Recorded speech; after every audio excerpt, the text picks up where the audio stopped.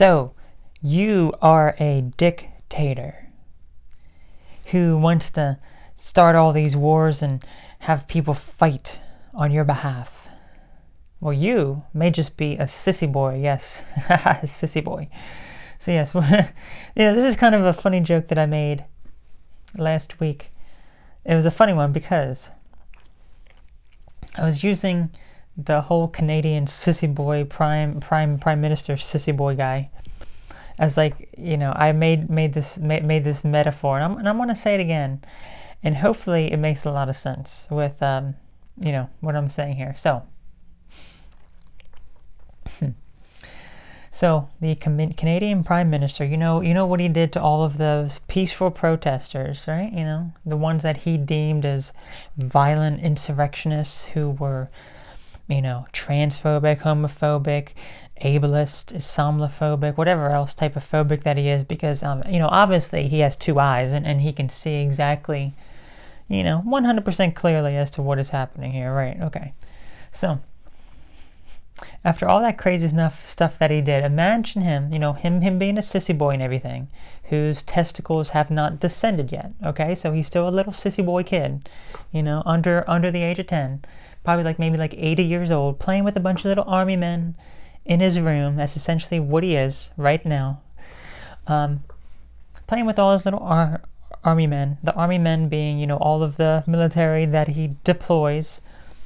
And then, you know, he's trying to, his mom's trying to come in his room, you know, so he can clean up his room. It's like, but he doesn't want his mom to come in, so he's, you know, having all these army men come out. He locks the door. All the army men's trying to like push up against the door and everything to try to defend him, you know. But those little army men are not going to do anything. And his mom right outside the door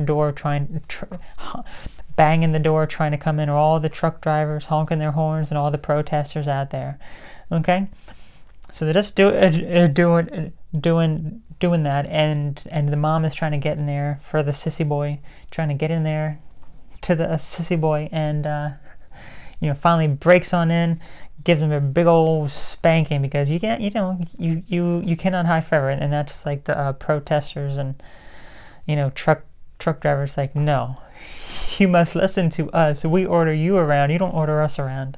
That's exactly what it is, because any leader, any sort of leader who's going to do that to their people, any sort of leader who's going to say, I'm better or better than you are, so let's go ahead and send the military out to our own people or to a different country to start all these wars and everything, they are what we call sissy boys, okay? That is what they are. They're sissy boys. They're narcissistic sissy boys who has daddy problems, very, very likely, okay?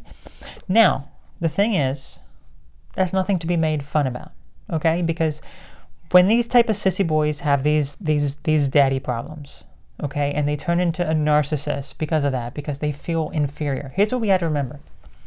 I do not make fun of any sort of person, whether they are a narcissist or they are someone in dire need of any sort of help here, okay? What I'm saying here, it's not making fun. It's just using a metaphor as like a sissy boy, okay? Just to say, hey, you don't really have any real power over anyone here. You think you're high and mighty because you're a narcissist, but you really have no real power. That's basically what I'm trying to say here. That's why I call him a sissy boy. But people who are narcissists, they have, you know, had some sort of traumatic incident happen, some sort of traumatic thing that have happened to them that made them feel inferior and bad about themselves, that they feel the need to boost their ego in artificial ways. You know, again, they all live in the ego. That is where their whole mind resides, in the ego. The only thing about the ego and boosting their own ego. How do they boost their ego? Not by having reasonable conversations, not by talking with people and admitting that they were wrong when they were wrong, just saying, we're going to do this sort of things. It doesn't matter what you say. We're going to enforce these rules. We're going to do these sort of things. And whatever the consequences are, so be it. And deep down, that they know that what they're doing, you know, is wrong. Okay? You would never see them admit it, though. Never. And a lot of them perhaps don't even realize what they're doing is wrong. But some of them do to some degree. It depends on how how far down the sissy boy path they have gone. Now, mind you, there are sissy girls as well. What we call them? I forget what we call them, but I don't even remember if it was even sissy boy or another term that we use. But regardless, the whole premise is that these people have no real power. So how do they make up for it? All these sissy boys, they make up for it by inflating their ego and making them look all tough and powerful. You know, it's kind of like, imagine a bodybuilder who's not really a bodybuilder, but just wears like fake muscles, you know? Like, I'm kind of thinking of that, what's that, like SpongeBob episode or something, that like he has like this like fake muscle, but it's like a blow-up muscle. It's not actually real, so he looks all big and powerful. Like, oh my gosh, don't pick a fight with him. You know, he's all big and powerful.